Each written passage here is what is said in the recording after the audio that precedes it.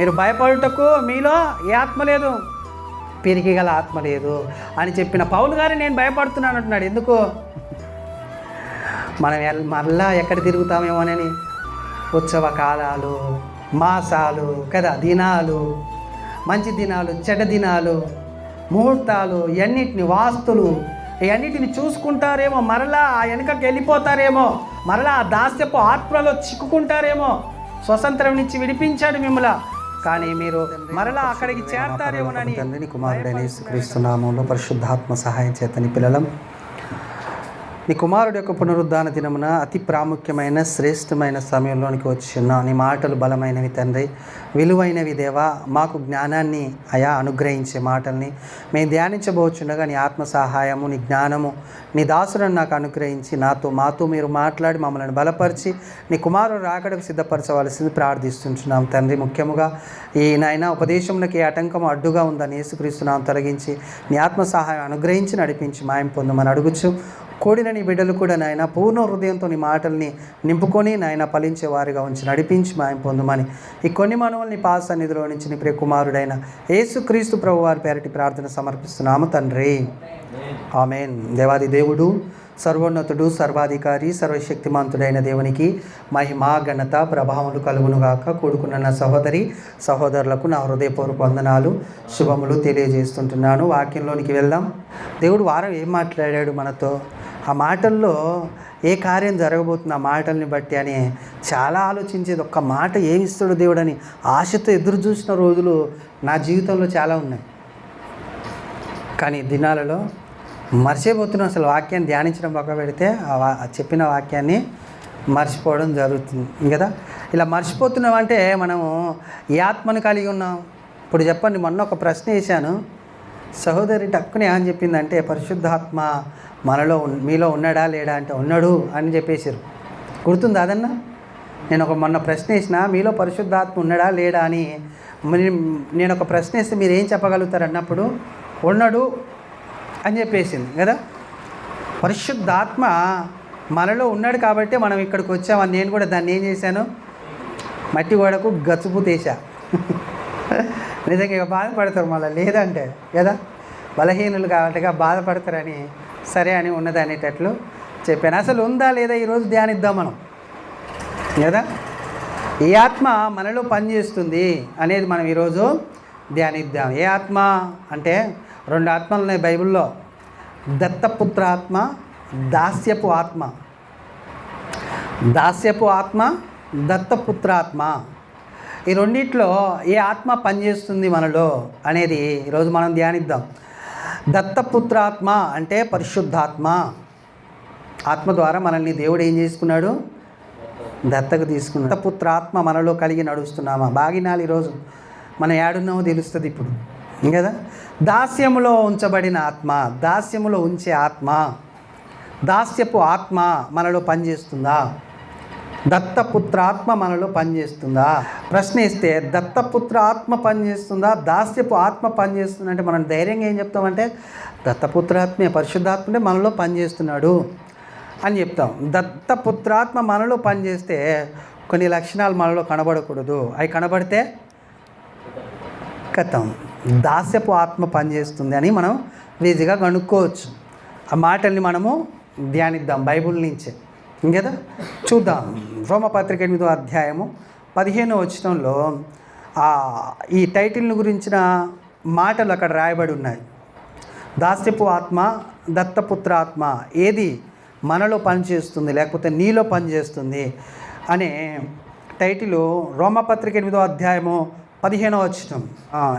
ఏలయనగా మరలా భయపడుటకు మీరు దాస్యపు ఆత్మను పొందలేదు కానీ దత్తపుత్రాత్మను పొందితిరి. దత్తపుత్రాత్మను పొందితిరి. ఏ ఆత్మను పొందామట మనం? దత్తపుత్రాత్మని మనం పొందామట. ఏ ఆత్మ మనలో లేదని చెప్తున్నాడు? దాస్యపు ఆత్మని పొందలేదు కానీ దత్తపుత్రాత్మని మనము పొందాము. 3 ఉందా అండి దత్తపుత్ర ఆత్మ అన్నకాడ? స్వీకృత పుత్రాత్మ. కదా. అంటే దేవుడు మనల్ని స్వీకరించడానికి మధ్యలో ఉండి మనల్ని కలిపిన ఆత్మ కదండి. ఆ ఆత్మ మనలో ఉందా, లేకపోతే దాస్యపు ఆత్మ ఉందా? దాస్యపు ఆత్మ ఉంటే భయం వస్తుంది కదండి. దాస్యపు ఆత్మ ఉంటే భయం వస్తుంది. దత్తపుత్ర ఆత్మ ఉంటే భయపడం కదా. దత్తపుత్ర ఆత్మ అంటే దేవుని ఆత్మ. దేవుడు మనలో ఉంటే మనం ఎలా ఉంటాం? చాలా ధైర్యంగా ఉంటాం, దేనికి భయపడం, అటు ఇటు తిరుగులాడం, టెన్షన్ పడం, సమర్పణ జీవితం కలిగి, ఏకత్వం కలిగి, ఏక అభిప్రాయంతో సంఘంలో సమాజంతో కూడుకొని సంతోషంగా మన జీవితాన్ని కొనసాగిస్తాం. ఎంత పెద్ద శ్రమ ఇబ్బంది వచ్చినా కానీ ఇంత కూడా మనము ఇబ్బంది పడం. మరి దాస్యపు ఆత్మలో ఆత్మ పనిచేస్తున్న వారు తిరుగులాడుతుంటారు, టెన్షన్ పడుతుంటారు కదా. విశ్వాసము మనలో ఉంటే మనం ఏం చేయమంటండి? కలవరపడము అని ఉంటుంది బైబిల్లో. కలవరము రాదు. దత్తపుత్ర ఆత్మ ఉంటే భయం ఉండదు. ఏ విషయంలో భయపడతాడు చెప్పండి మనిషి? ఏ విషయంలో భయపడతాడు? చెప్పలేరు మీరు. నేను భయం గురించి చాలాసార్లు చెప్పాను మీకు. 4 రకాల భయాలు ఉంటాయి మనుషుల్లో అని. ఏ రకం భయంలో భయపడుతుంటాడు ఎక్కువ అంటే మరణం కదా. చావుకు ఎక్కువ భయపడతాడు ఎవరు? మనిషి. ఆ చావు నుంచి తప్పించింది ఎవరు? యేసుక్రీస్తు ప్రభువారు. యేసుక్రీస్తు ప్రభువారు తప్పించి మనకు ఆత్మనిస్తే ఇంకా మనలో భయం ఉంటుందిగా.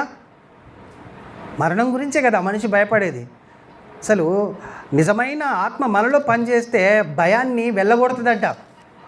ఏం చేస్తుంది? భయాన్ని 1 యోహాను పత్రిక 4వ అధ్యాయం 18వ వచనంలో రాయబడిన మాట ఏంటంటే, నిజమైన ప్రేమ భయాన్ని ఏం చేస్తుంది? వెళ్ళగొట్టేస్తుంది. నిజమైన ప్రేమ భయాన్ని లోపల ఉంచదు, వెళ్ళగొట్టేస్తుంది. ఏ విషయంలో భయం? మరణ విషయంలో భయపడే ప్రతి వాడిని నిజంగా దత్తపుత్రాత్మ లోపల ఉంటే ఆ భయం ఉండదు. అందుకని తిమోతితో ఒక మాట అంటాడండి, ఏమని తెలుసా? నీలో ఉండిన ఆత్మ పిరిగ్గల ఆత్మ కాదు. ఎలాంటిదట?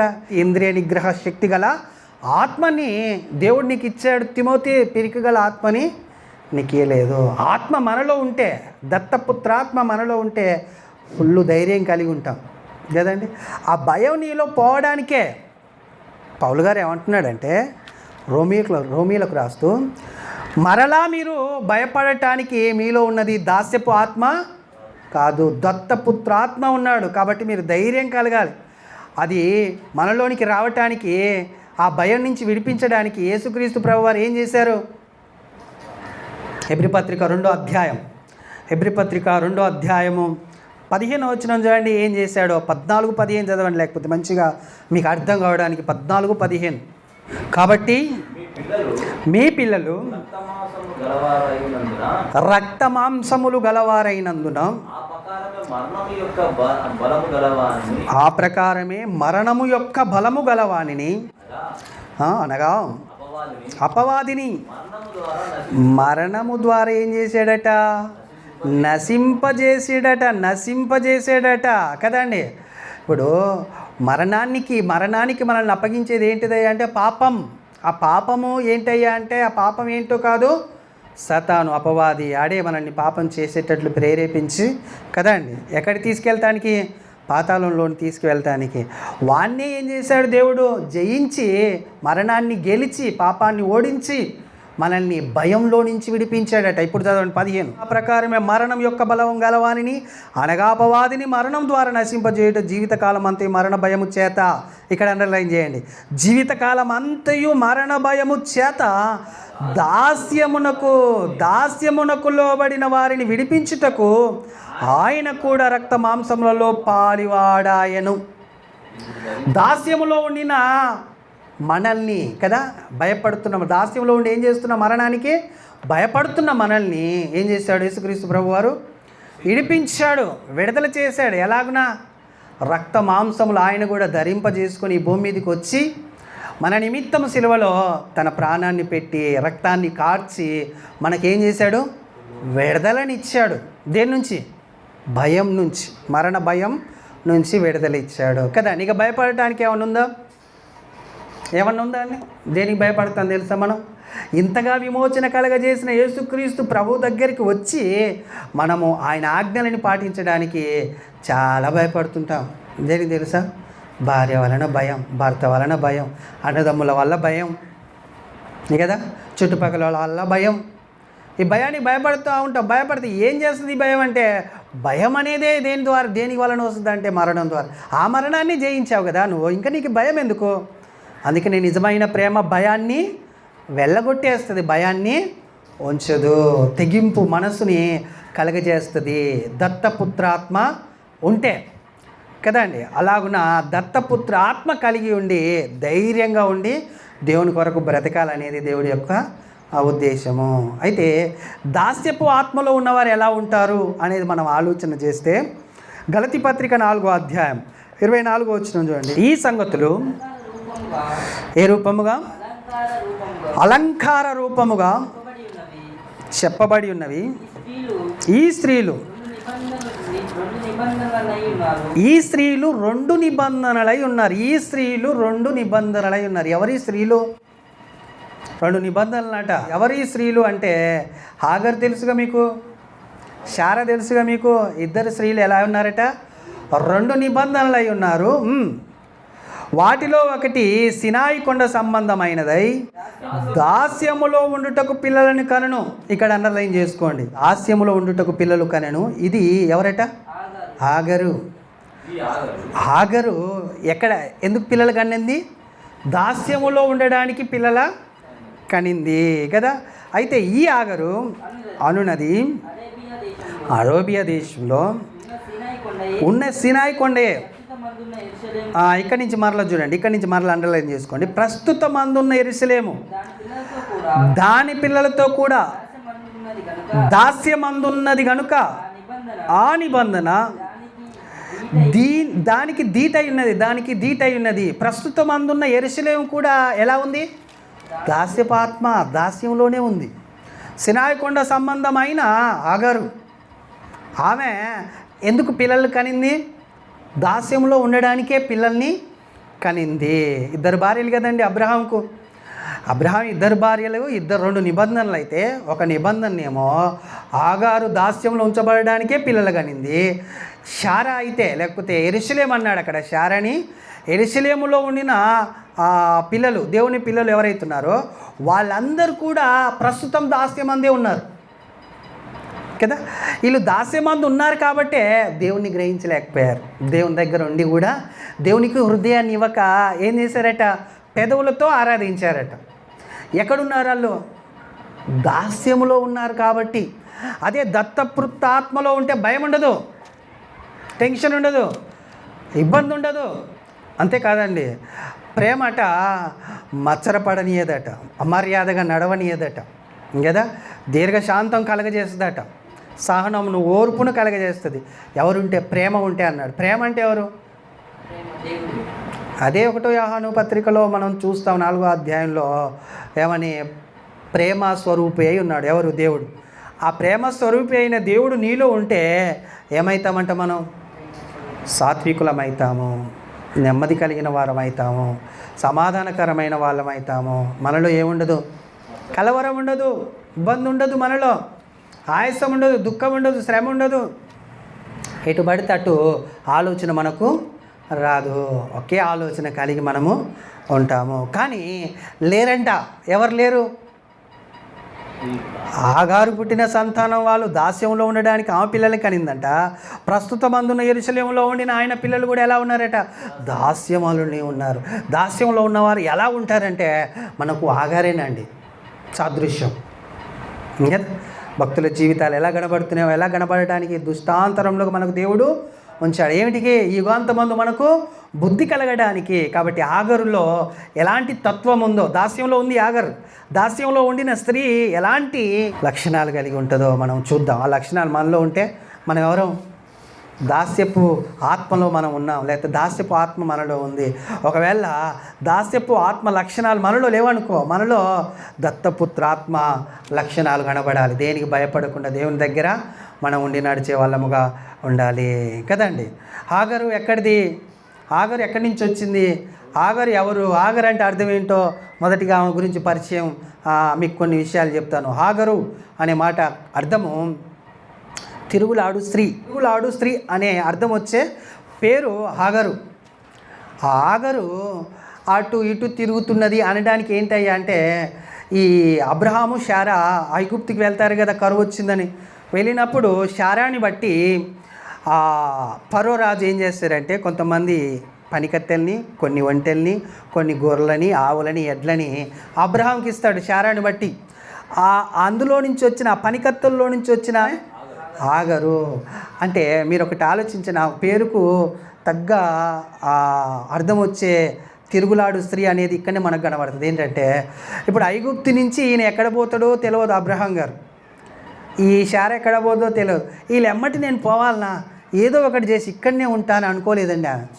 ఫరో ఆ పనికత్తల్ని పంపించడానికి నాలుగుతో పాటు వెళ్ళొచ్చింది. తిరుగులాడు స్త్రీ అనడానికి అర్థం కొన్ని చెప్తున్నా మీకు. దాని తర్వాత వెళ్ళొచ్చిందిగా, మాట మాట్లాడకుండా శారాతో వెళ్ళొచ్చింది.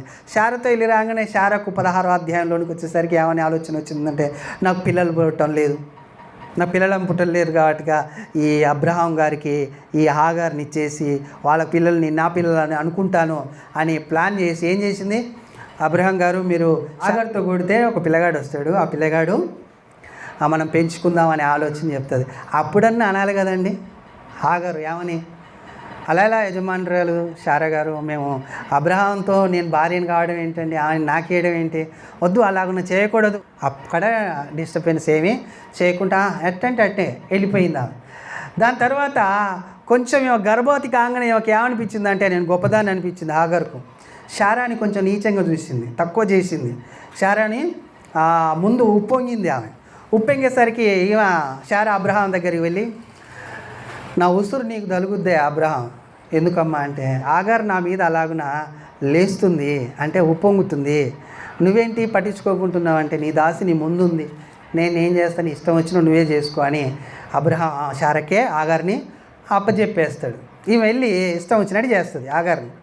మరి ఇష్టం వేసినట్టు చేస్తే యజమానే కదా, నా భర్తే కదా, ఇప్పుడు యజమాని కూడా కాదండి, ఏమైద్ది అక్క ఇద్ది కదా. అబ్రహాం చేసుకున్నప్పుడు శారా ఏమైద్ది ఆగరకు అక్కే అవుతుంది అని ఓర్చుకోవాలి కదండి, అడిగి మనకి ఉండాలి కదండి. ఓన్లీ అయి పారిపోతుంది, పారిపోయి తిరుగుతుంటుంది, అటు ఇటు తిరుగుతుంటుంది.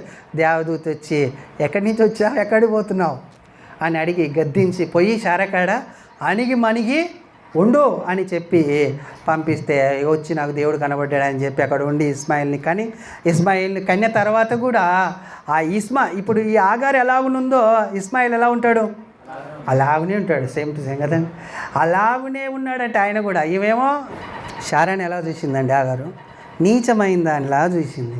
అదే ఇస్సాకుని ఇస్మాయిల్ ఎలా చూశాడు తెలుసా, అపహసించి ఆయనను కూడా నీచమైన తక్కువ నేను ఎక్కువ అనేటట్లే చూసాడట కదా. ఇందు నిమిత్తమై ఇందు మూలమై వీళ్ళిద్దరిని ఏం చేశాడు, దేవుడు దాసి కుమారుణ్ణి వెళ్ళగొట్టు అని చెప్తే శారా అబ్రహాం ఏడ్చి దేవుని కాడ మాట తీసుకొని మరి పంపించేస్తాడు ఇంకదండి. ఇలాంటిదనమాట. అంటే ఎక్కడ నిలకడ లేని స్త్రీ ఎవరు, ఆగరు. అలాంటిది ఆగరు ఏమనుకుందట, ఆదికాండము 16వ అధ్యాయము 8-9 దేవదూత మాట్లాడుతుంది ఆగరుతో, శారాయి దాసివైన ఆగరు ఎక్కడి నుంచి వచ్చావు నువ్వు. చూసారండి ఎందుకు ఈ ప్రశ్నించాడంటే, నువ్వు ఎక్కడి నుంచి వస్తున్నావో నీకైనా తెలుసా, నువ్వు ఎక్కడికి వెళ్తున్నావో నీకు తెలుసా అని అడుగుతున్నట్టు. ఈ రెండింటికి ఆమె సమాధానం చెప్పగలుగుద్దండి.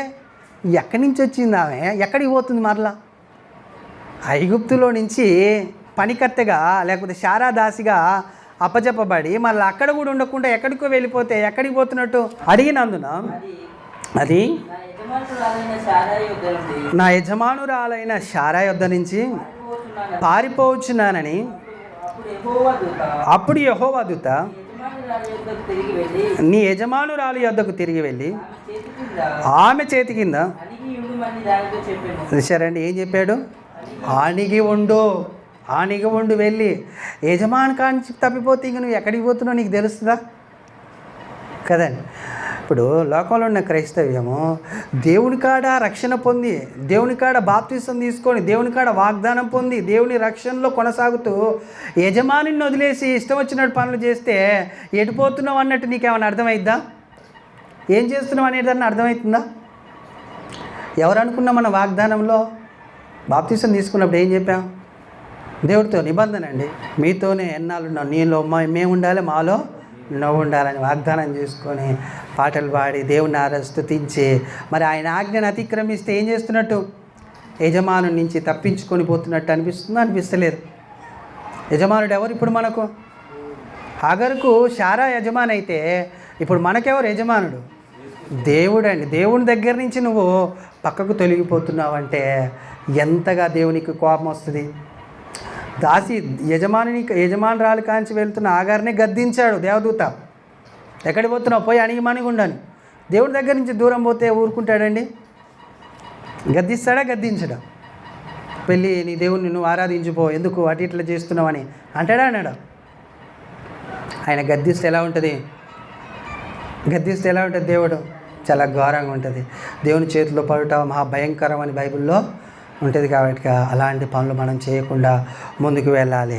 అదే ఆదికాండ 21వ అధ్యాయం 14 వచనాలు చూడండి. అక్కడ కూడా ఏం చేస్తుందో ఆమె అనేది మనము చూస్తే, కాబట్టి తెల్లవారినప్పుడు అబ్రహాము లేచి ఆహారమును నీళ్ళ తిత్తిని తీసుకొని ఆ పిల్లవానితో ఆమెను పెట్టి ఆమెను పంపివేసాను. ఆమె వెళ్ళి ఎక్కడ తిరుగుతున్నట్టంది? బేషబారణ్యములో ఇటు అటు తిరుగుచుండెను. ఆ తిత్తిలో నీళ్ళు అయిపోయిన తర్వాత ఆమె ఒక పొద కింద చిన్నవాడిని పడవేసి, ఈ పిల్లవాడిని చావు నేను చూడలేనని అనుకొని వింటి వేత దూరము వెళ్ళి అతనికి ఎదురుగా కూర్చుండెను. చూసారండి ఏం చేసిందట? ఇటు అటు తిరుగుతుందట. ఇటు అటు ఎవరిని పెట్టుకొని? ఇస్మాయేల్ని తీసుకెళ్ళి అబ్రహాం పంపించాడండి. అరణ్యంలో పడి వెళ్తున్నారు, ఎక్కడికి వెళ్ళాలనో తెలియదు. ఇవేం చేయాలండి? ఒకప్పుడు ఎక్కడి నుంచి వచ్చావు, ఎక్కడికి వెళ్తున్నావు అన్న దూత గుర్తుకు రావాలన్నా గుర్తుకు రావద్దా? ఆయన ఉన్నాడు, మరలా ఇప్పుడు నన్ను ఆదుకోవాలని ప్రార్థన చేయాలి కదండి. అక్కడ ప్రార్థన చేస్తే ఆయన వచ్చాడు, సలహా ఇచ్చాడు, అణిగిమణిగి ఉండవని చెప్పాడు. ఇప్పుడు అణిగిమణిగి ఉండ కానించే వెళ్ళిపోతున్నావు, మరలా నువ్వేం చేయాలి? ప్రార్థనే చేయాలి. కానీ ఇటు అటు తిరుగుతూ ఏం చేసింది? ఆ పిల్లగాడిని ఒక పొద కింద వేసేసి ఆ పిల్లగానికి చాలా దూరం వెళ్ళి కూర్చొని ఏం చేయాలనో అర్థం కాక ఆలోచిస్తుంది. ఇప్పుడు మరలా దేవదూత వస్తాడు చూడండి. ఈ పిల్లవాడు చావు నేను చూడలేను అనుకొని వింటి వేత దూరం వెళ్ళి అతనికి ఎదురు కూర్చున్నాను. ఆమె ఎదురుగా కూర్చోండి ఎలుగెత్తి ఏడ్చెను. ఈమె ఏడిస్తే ఆ చిన్నవాడిని మొర అంటున్నాడు ఏంటండి? ప్రార్థన ఏమో ఆడు చేస్తుంది, ఇవేమో ఏడుస్తుంది. అర్థమవుతుందా మీకు? ఇస్మాయిలు ప్రార్థన చేస్తున్నాడు, దేవా నన్ను కాపాడని. ఇస్మాయిలు ప్రార్థన ఎలా ఉండొచ్చో అబ్రహాం నేర్పించాడు కదా. మరి ఏమో కూడా భార్య కదా, ఏమో నేర్చుకోవాలి కదా. ఏమో నేర్చుకుంది, మొరపెట్టింది. ఎప్పుడు? ఫస్ట్లో వెళ్ళిపోతప్పుడు మొరపెట్టింది. చూడండి 16వ అధ్యాయం 11 వచ్చిన వాళ్ళు ఉంటుంది అన్నమాట. మొరపెట్టిందా మొరపెట్టలేదా? 16 ఆదికాండము 16వ అధ్యాయం 11 వచ్చిన. మరియు యెహోవా దూత చూశారండి, హాగర్తో మాట్లాడుతున్నాడు. యెహోవా నీ మొర వినెను, నువ్వు గర్భవతివై ఉన్నావు, నువ్వు కుమారుని కని ఇస్మాయేల్ అని పేరు పెట్టుదువు అని చెప్తున్నాడు. ఫస్ట్ ప్రయాణంలో ఎటు వెళ్ళాలని తెలియదు, ఎక్కడి నుంచి వస్తుందో తెలియదు, ఎక్కడికి పోతుందో తెలియదు. ప్రయాణంలో దూత కనబడి నీ మొర విన్నాడు దేవుడు అంటున్నాడు. అంటే ప్రార్థన చేసే అలవాటు ఉందా లేదా? ఎవరికి? హాగరుకు. మరి ఇక్కడికి వచ్చేసరికి ఏం చేస్తుంది? ఏడుస్తుంది. ఏడుస్తున్నప్పుడు దేవదూత వచ్చేమంటున్నాడు? దేవుడు ఆ చిన్నవాని మొరను వినెను. అప్పుడు దేవుని దూత ఆకాశం నుండి ఆగరును పిలిచి, ఆగరు నీకేమొచ్చింది? భయపడకుము. అర్థమైందండి? నీకు ఏమొచ్చింది, నువ్వు భయపడకు అంటే అర్థమైందండి. ఇప్పుడు మనకేం అర్థం కావాలి? దాస్యపు ఆత్మ ఉన్నవాళ్ళు దేనికి భయపడతారని చెప్పాను? ప్రాణానికి కదా, ప్రతిదానికి భయపడుతుంటారు. చిన్నవానికి ఏమైద్దో నాకేమైద్దో అని ఏం చేస్తుంది? భయపడుతుంది. దేవుడు ఏమంటున్నాడు? దేవుని దూత నీకేమొచ్చింది? నీకు తెలుసు కదా దేవుని గురించి, నువ్వు ప్రార్థన చేస్తావు కదా దేవుని కాడ, నువ్వెందుకు భయపడుతున్నావు అంటే నీలో ఏముంది? దేవుని ఆత్మ లేదు, దేవుని ఆత్మ చేత నడిపింపబడతలేదు. భయం వచ్చేసింది నాకు, భయం వచ్చేసి ప్రార్థన చేయాలని కూడా ఆలోచన లేకుండా ఏడుస్తుంది. ఆ బాలుడు ఓరు ఇస్మాయేలు ఇబ్బందికరమైన పరిస్థితులు ఉన్నప్పటికీ ఏం చేస్తున్నాడు? ఆయన ఏం చేస్తున్నాడు? మొర పెడుతున్నాడట. ఆ మొర దేవుడిని దూతని పంపించి, ఇదిగో నీకేమొచ్చింది, నువ్వు భయపడకు, ధైర్యంగా ఉండు. ఆగారిని పిలిచి ఏమంటున్నాడు? నీకేమొచ్చింది, భయపడకుము. ఆ చిన్నవాడు ఉన్న చోట దేవుడు వాని స్వరము విని ఉన్నాడు. దేవుని వాని స్వరము విని ఉన్నాడు. స్వరం వింటాడండి. దేవుడు స్వరాన్ని, మన స్వరాన్ని వినేవాడై ఉన్నాడు. ఆగారు స్వరం ఒకప్పుడు విన్నాడు, ఇప్పుడు ఇస్మాయిల్ స్వరం వింటున్నాడు కదా. అయినా వీళ్ళకి శ్రమ రావడానికి, కష్టం రావడానికి, ఇబ్బంది రావడానికి కారణం ఏంటో తెలుసండి? 16వ అధ్యాయం 4వ వచనం చదవండి. ఇప్పుడు 16వ అధ్యాయము 4వ వచనం. అతడు ఆగారుతో పోయినప్పుడు గర్భవతి ఆయను, అది తాను గర్భవతి అయినదని తెలుసుకొనినప్పుడు తన యజమానురాలు దాని దృష్టికి నీచమైనదాయను. ఎవరి దృష్టికి ఎవరు నీచమైన వాళ్ళు అవుతున్నారు? ఆగరు దృష్టికి శారా ఎలా కనబడుతుంది? కనబడొచ్చా అండి? యజమానుడు మనకు నీచమైన వాడుగా కనబడొచ్చా? కనబడకూడదు. ఎందుకంటే లైఫ్ ఇచ్చింది ఆగర్కు. పనికత్తెలు ఎంతసేపు పనులు చేసుకుంటూనే ఉండాలి, కానీ భర్త అయ్యే ఛాయిస్ ఇచ్చింది అబ్రహాం. అలాంటి ఆమె నీచమైన దానిలా కనబడ్డదంటే అర్థం ఏంటి? ఈమెలో ఉండిన ఆత్మ దురాత్మ కదండి. ఆత్మ కలిగిన వాళ్ళు ఏం చేస్తారంటే తోటి వ్యక్తిని తక్కువ చేసి, తోటి వ్యక్తి ముందు ఉప్పొంగుతూ, తోటి వ్యక్తి కాడ నేను గొప్పవాడిని అని ప్రదర్శించుకోవడానికి ప్రయత్నం చేసే ఆత్మ. ఏ ఆత్మ అంటే అపవిత్ర ఆత్మ, లేకపోతే దాస్యములో ఉండిన ఆత్మ. అర్థమవుతుందా మీకు? అయితే ఆమె ఎలాంటి మనస్తత్వం కలిగి ఉంది? మంచి మనస్తత్వం కలిగి లేదు. ఇలాంటి ఆడవాళ్ళని బైబిల్ దేవుడు ఏమన్నాడంటే జారిని అన్నాడండి. జారస్త్రీ అని ఉంటుంది బైబిల్లో. చూద్దాం మనం సామెతల గ్రంథం 30వ అధ్యాయము 18 నుంచి 20 వరకు చూద్దాం. ఫస్ట్ 20 చదవండి. జారిని యొక్క చర్యలను అట్టిదే, అది తిని నోరు తుడుచుకొని నేను ఏ దోషము ఎరగనని అంటదంట. ఏం చేస్తుందంట? జారిని అనే స్త్రీ తింటుంది, తినలేదంటది. చూసారా అండి? అలాగనే కదా గొప్ప స్థితి అంతా అనుభవించింది. గర్భం రాగానే ఏం చేసింది ఈమె? అసలుకి అర్హతే లేని ఆమెకు అబ్రాహాంగా భార్యగా ఉండడానికి అర్హతనిచ్చింది శారా. ఒక గర్భం శారకు లేని భాగ్యం ఆగరుకు వచ్చేసింది. శారకు లేని ఆశీర్వాదం ఆగరు అనుభవించడానికి దేవుడు కృప చూపితే ఇప్పుడు తీసుకొచ్చిన దగ్గరికి కృతజ్ఞత లేకుండా మాట్లాడతలేదండి. బా అలాంటి స్త్రీ ఎలాంటిదయ్యా అంటే తిని మూతి తుడుచుకొని నాకేం తెలియదు అనే స్త్రీ ఎవరు అంటే జారిని. అలాంటి స్త్రీ అనమాట జారిని. అలాంటి స్త్రీ జారా స్త్రీ అన్నట్టు కదా. 18 నుంచి చదవండి. అలాంటి స్త్రీ ఎలా ఉంటుందో, ఎలా కనబడుతుందో. నా బుద్ధికి మించినవి 3 కలవు. భక్తుడు అంటున్నాడండి, నా బుద్ధికి మించినవి 3 కలవు, నేను గ్రహింపలేనివి 4 కలవు. అవేవనగా అంతరిక్షమున పక్షిరాజు జాడ, బండ మీద సర్పం జాడ,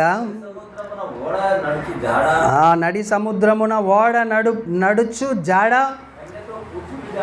కన్యకతో పురుషుని జాడ. ఈ 4 విధాలమైన పరిస్థితి ఎలా కనబడుతుంది అంటే ఒక్క దానిలోనే కనబడుతుంది.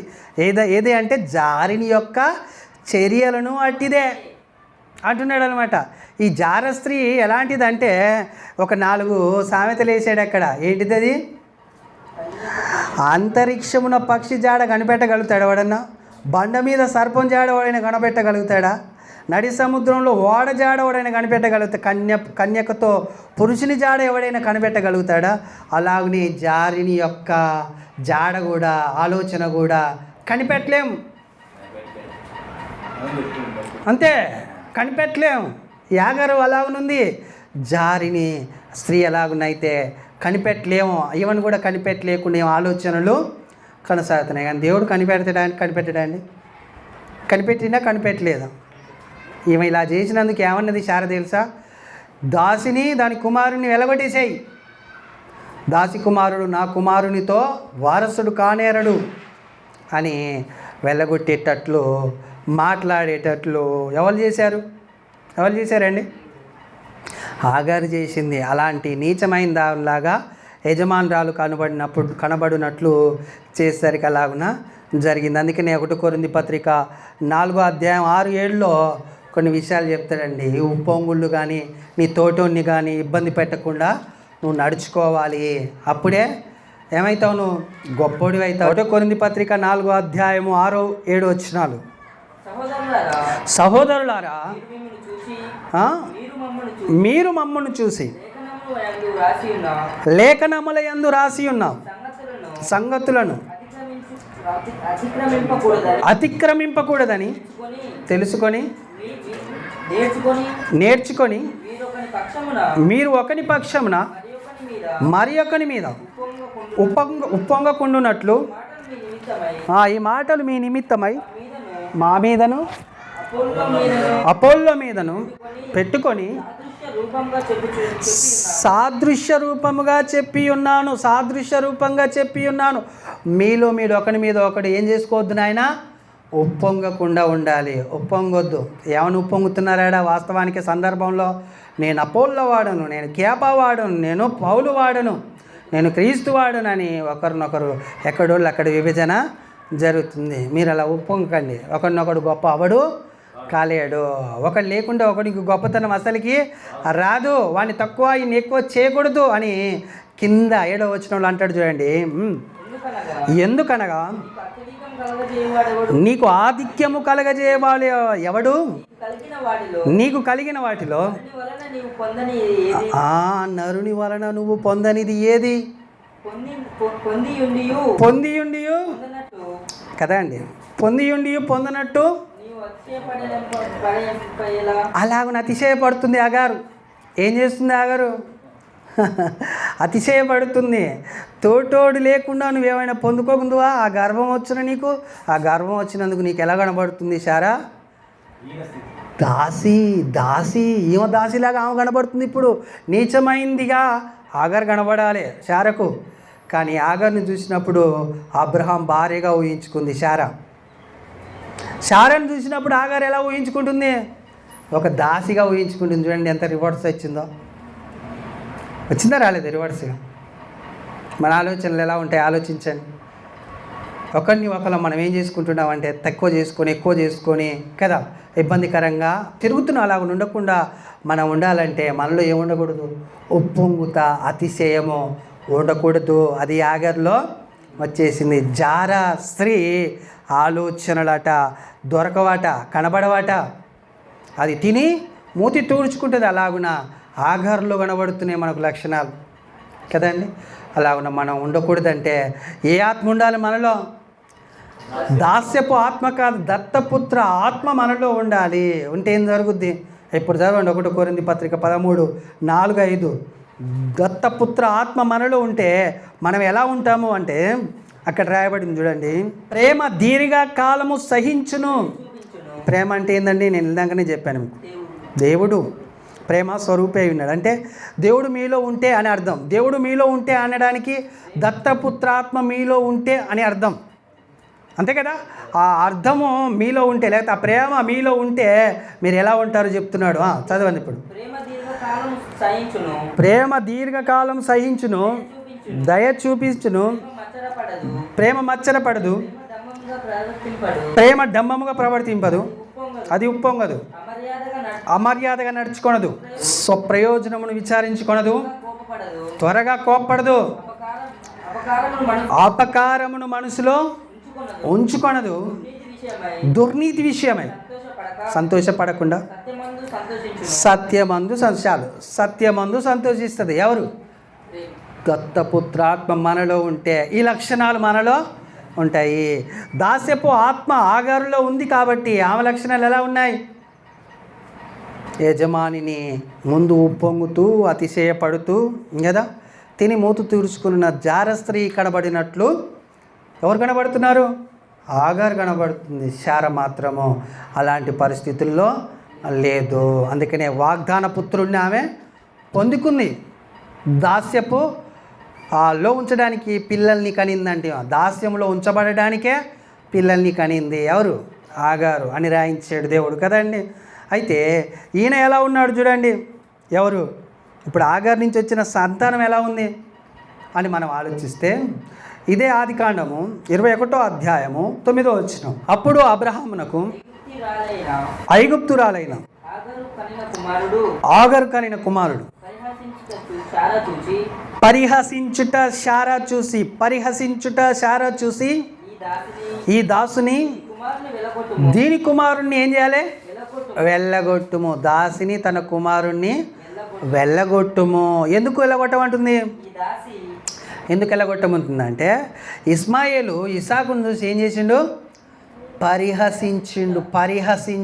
పరిహసించడం అంటే హేళన చేయడం, అవమానించడం కదా, నీచంగా మాట్లాడడం, తక్కువ చేయడం, ఇలాంటి ఆలోచనలు ఎవరిలో ఉన్నాయి? ఇస్మాయిల్లో ఉన్నాయి. ఇస్మాయిల్లో ఎందుకున్నాయి? ఆగరు నుంచి వచ్చింది కదండి. అందుకనే దాస్యంలో ఉండటానికి ఆగరు పిల్లలు కనినది. దాస్యపు ఆత్మ పాపం నుంచి మరణంలోని తీసుకువెళ్ళి అపవాది ఆత్మ కలిగిన వ్యక్తులు ఎలా ఉంటారంటే అపహసించుచుంటారు. ఎదుటి వారిని చూసి అపహసించుచుంటాం. అపహాస్యం చేయకూడదండి. అపహాస్యము చాలా ఇబ్బందికరమైన విషయము. ఆలోచించండి. బాలుడయ్యినప్పుడే ఇలా ఉంటే అయినా పెద్ద అయినాక ఎలా ఉండాలి? ఇస్మాయిల్ బాలుడుగా ఉన్నప్పుడే ఇలా ఉంటే బాలుడు అంటే అక్కడ ఇప్పుడు మనం చదివిన సందర్భంలో ఏలు విడిచిన సందర్భంగా భోజనము అక్కడి నుంచి పెడతాం కదా, మనం కూడా అన్నం ముట్టిస్తున్నాం అంటాం చూడండి. అలాంటి సందర్భంలో ఇస్సాకు ఉన్నాడు, జర పెద్దగానేమో ఇస్మాయిల్ ఉన్నాడు. అంటే ఇద్దరు బాలుర్లే, చిన్నపిల్లలే. అలాంటి సందర్భంలోనే ఏముంది?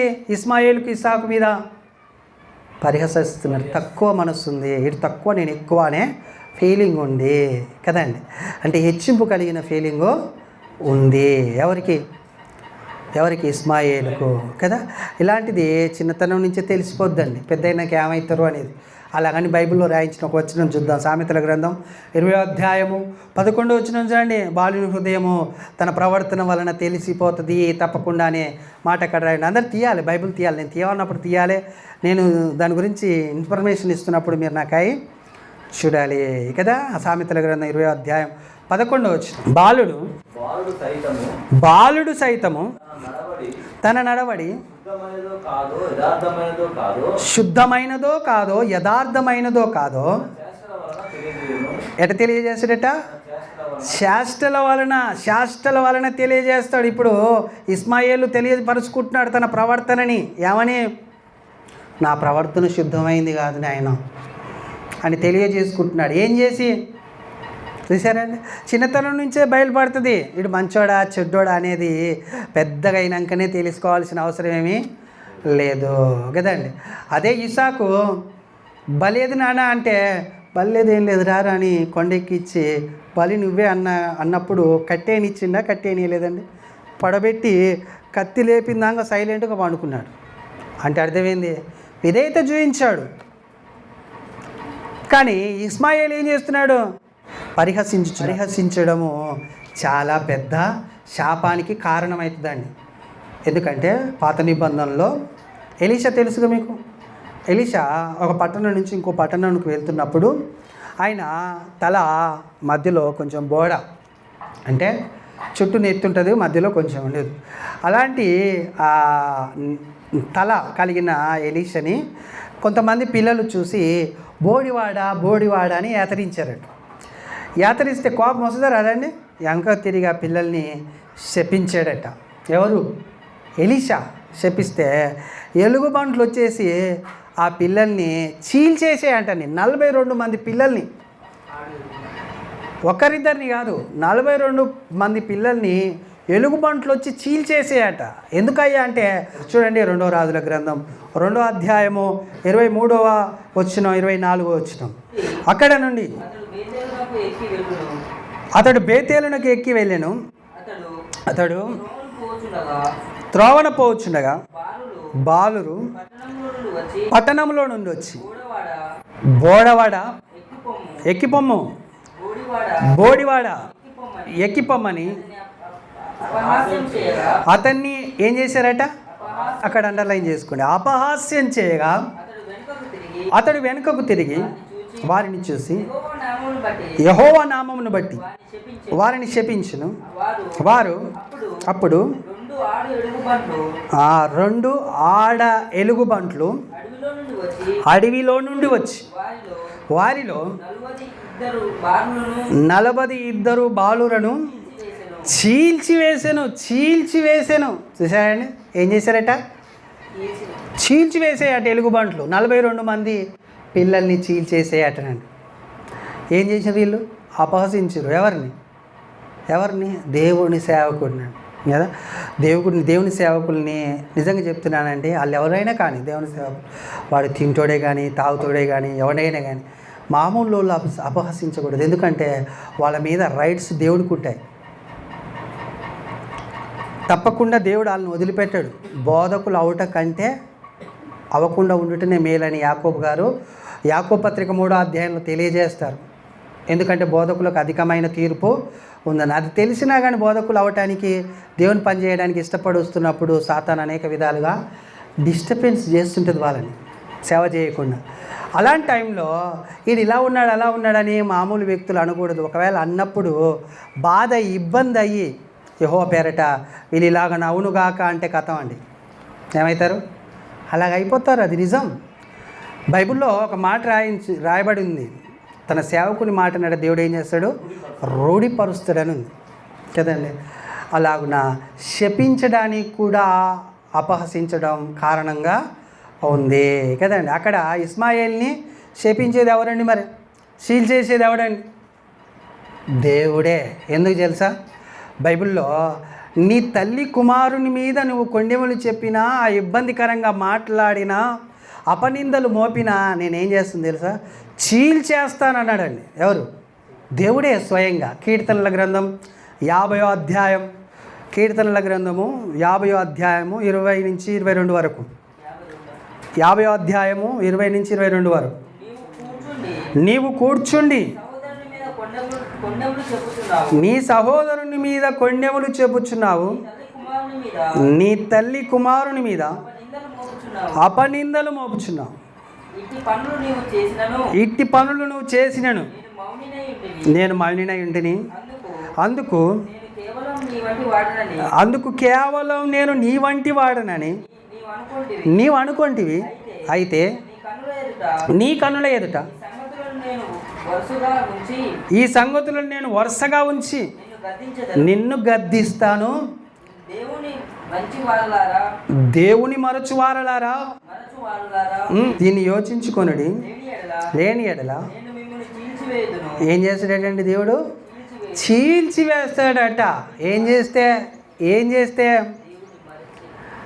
దేవుని మరిచట తల్లి కుమారుని మీద నిందలు కొండాలు చెప్తున్నారట. ఏం చేస్తున్నారు? తన తల్లి కుమారుడు అంటే అర్థమైందండి.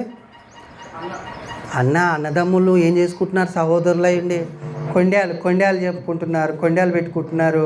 అంతేకాకుండా అపనిందలు, ఆడిట్ట అంటోడు ఈడెట్ట అంటోడు అని చెబుతున్నందుకు, నేను సప్పుడు చేయకున్నందుకు నీకు ఏమైంది? భయం లేకుండా పోయిందిరా, నిన్ను గద్దించి నిన్ను చీల్చివేస్తాను అని దేవుడు గద్దించి మాట్లాడుతలేడా? ఏం చేస్తున్నాడు? చీల్చివేస్తున్నాడు. అక్కడ ఏం జరిగింది? ఎలీషా కాలంలో ఎలుగుబంట్లు వచ్చి చీల్చేశారు. ఈయన కీర్తనకారుడు కాలంలో ఏమంటున్నాడు అంటే, నేనే చీల్చేస్తాను మీ సహోదరుని మీద అపనింద చేసిన, కొండాలు చెప్పిన.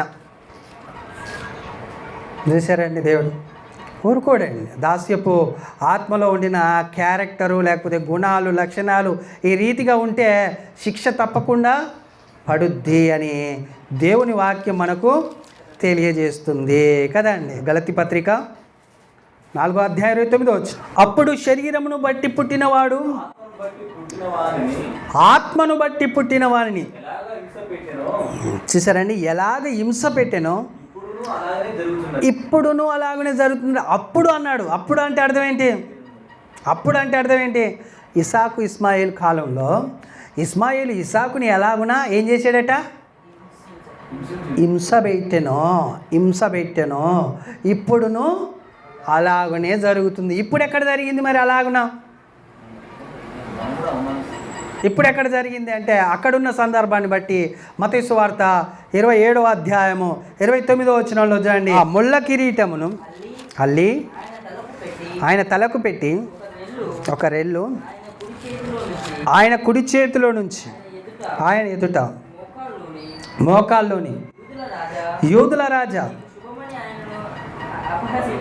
యూదుల రాజా నీకు శుభమని ఆయనను అపహసించి, అక్కడ అండర్లైన్ చేసుకోండి, అపహసించి ఆయన మీద ఉమ్మి వేసి ఆయన రెల్లుని తీసుకొని దానితో ఆయనను తల మీద కొట్టిరి.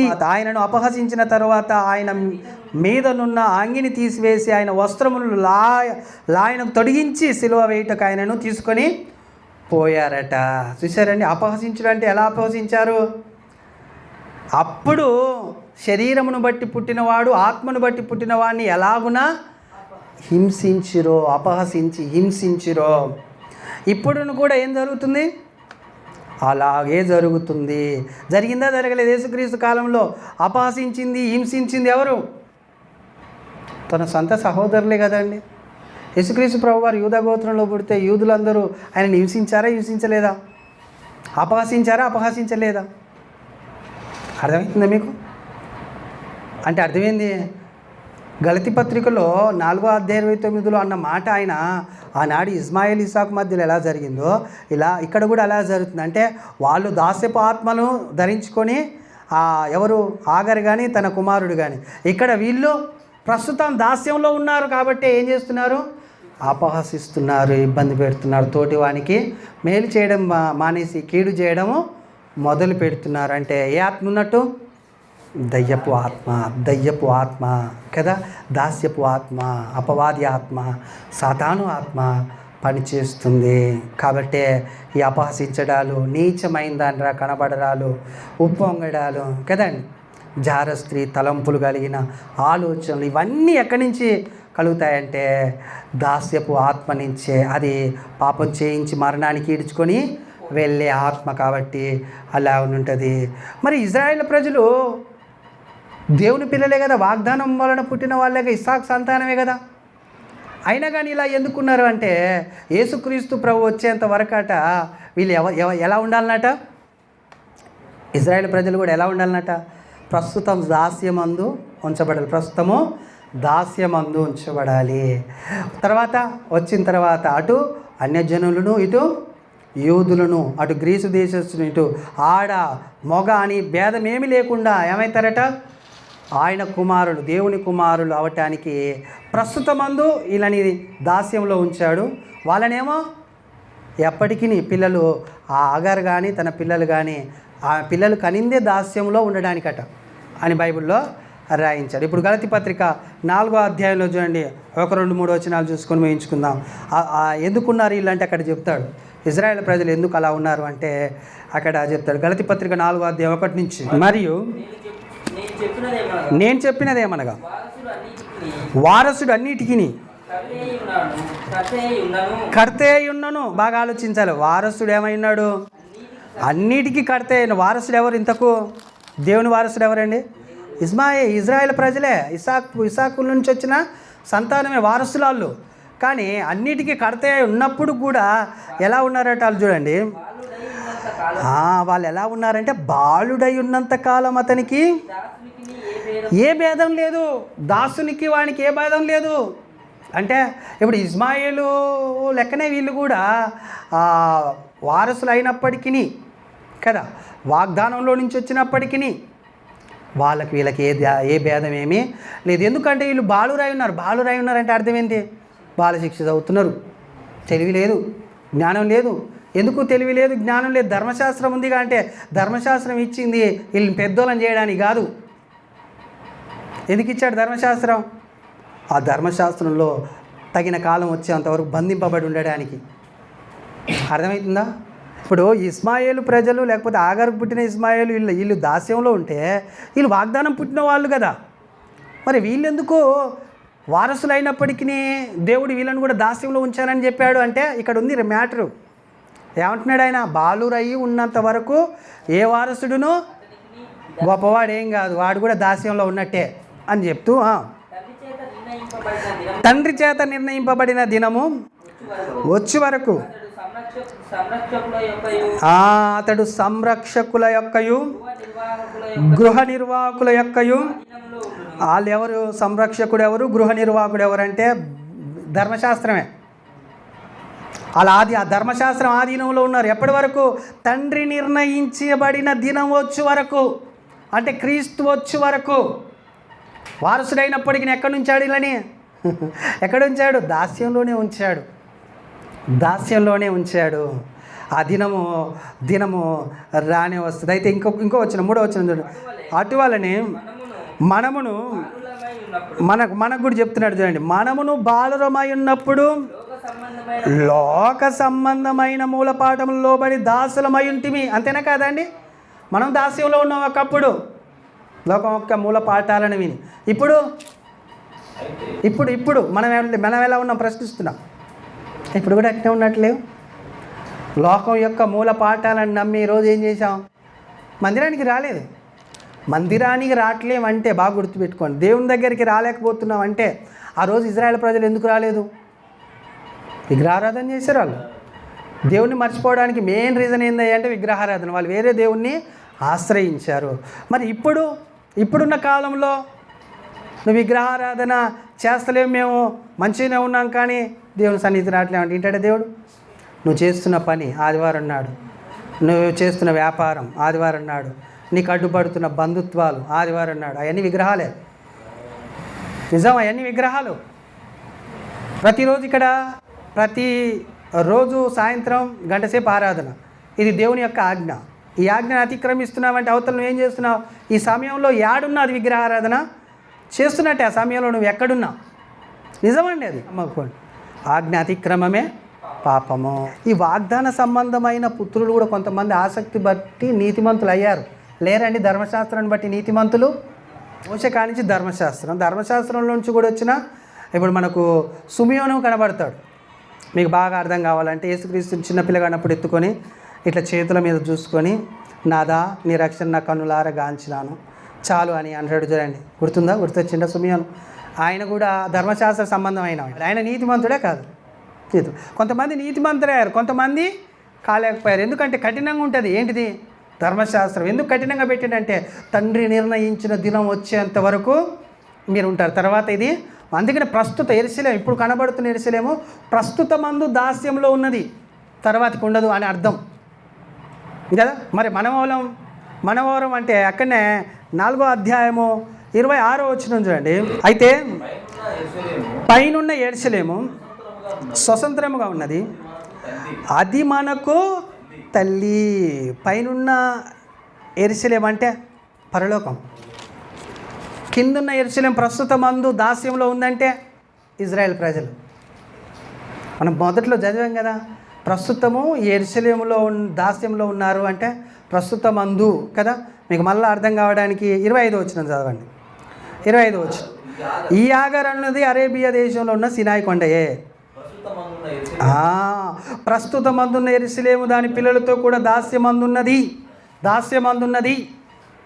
కదా.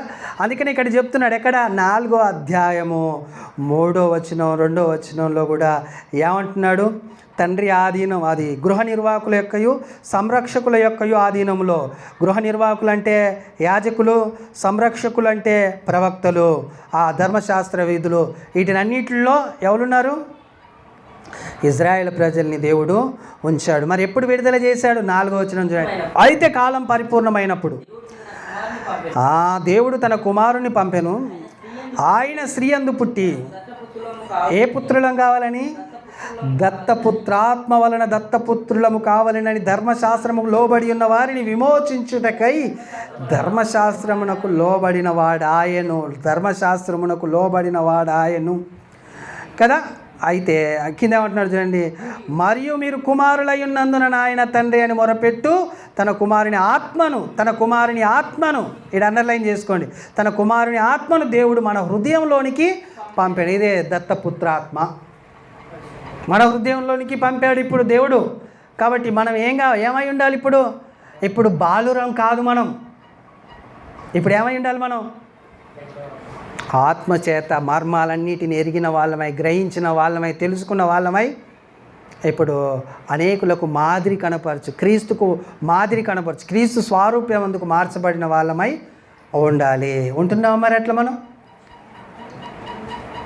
చూడండి, ఆయన మీరు ఎలా ఉన్నారు అంటే 8వ వచనంలో, ఆ కాలమందైతే మీరు దేవుని ఎరగని వారి నిజమునకు దేవుళ్ళు కాని వారి దాసులై ఉంటిరి, కానీ ఇప్పుడు మీరు దేవుని ఎరిగిన వారును మరీ విశేషముగా దేవుని చేత ఎరగబడిన వారునై ఉన్నారు గనక బలహీనమైన నిష్ప్రయోజనమైన వ్యూనైనా మూలపాఠముల తట్టు మరలా తిరగనేలా మునుపటి వల్ల మరలా వాటికి దాసులై ఉండగవరనేలా. వేటికి దాసులైతున్నట్టు 10వ వచనంలో, మీరు దినములను మాసములను ఉత్సవ కాలములు సంవత్సరములు ఆచరించుచున్నారు, మీ విషయంలో నేను పడిన కష్టం వ్యర్థమైపోనేమో అని భయపడుతున్నాను. చూశారండి, మీరు భయపడుటకు మీలో ఏ ఆత్మ లేదు, పిరికి గల ఆత్మ లేదు అని చెప్పిన పౌలు గారు నేను భయపడుతున్నాను అంటున్నాడు. ఎందుకు?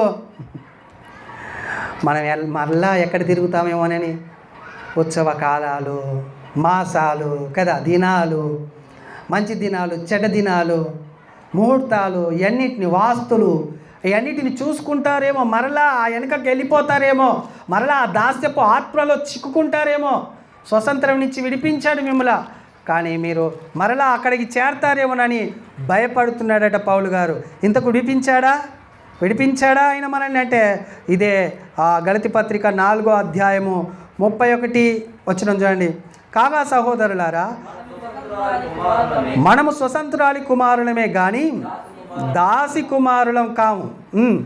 ఈ స్వతంత్రం అనుగ్రహించి క్రీస్తు మనలను స్వతంత్రులుగా చేసి ఉన్నాడు. కాబట్టి మీరు స్థిరముగా నిలిచి మరలా దాస్యమను కాడి కింద చిక్కు కొనకుడి కదా. అర్థమవుతుందా? దాస్యపు ఆత్మ, దత్తపుత్రాత్మ. ఏ ఆత్మ ఉంది మనలో అంటే ఏం కనబడుతుంది? ఇప్పుడు దాస్యపు ఆత్మనే కొంతమందిలో. అర్థమైందా వాక్యం మీకు? దాస్యపు ఆత్మ మీలో ఉందా, దత్తపుత్ర ఆత్మ మీలో ఉందా అని అంటే ఇద్దరట. అక్కడ ఇస్మాయిల్ సంతానం, ఇటు ఇసాకు సంతానం, ఇద్దరూ దాస్యంలో ఉంచబడ్డారు. మనమే దేవుడి దయ వల్ల ఎలా ఉన్నాం? మనం దేవుని ఆత్మ మన హృదయంలోనికి వచ్చి దేవుని కుమారుని దేవుడు మనల్ని చేశాడు. అందుని బట్టి మళ్ళా దాస్యం అనే కాడి కింద చిక్కుకొనక మీరు జాగ్రత్తగా ఉండండి అని పౌలు గారు తెలియజేస్తారు కదా. అలా ఉండినట్లు దేవుడు మనల్ని నడిపించినట్లు ముందుకు కొనసాగుతాయి మాటలు దేవుడు దీవించి మన హృదయంలో ఉంచునుగాక. ఆమేన్.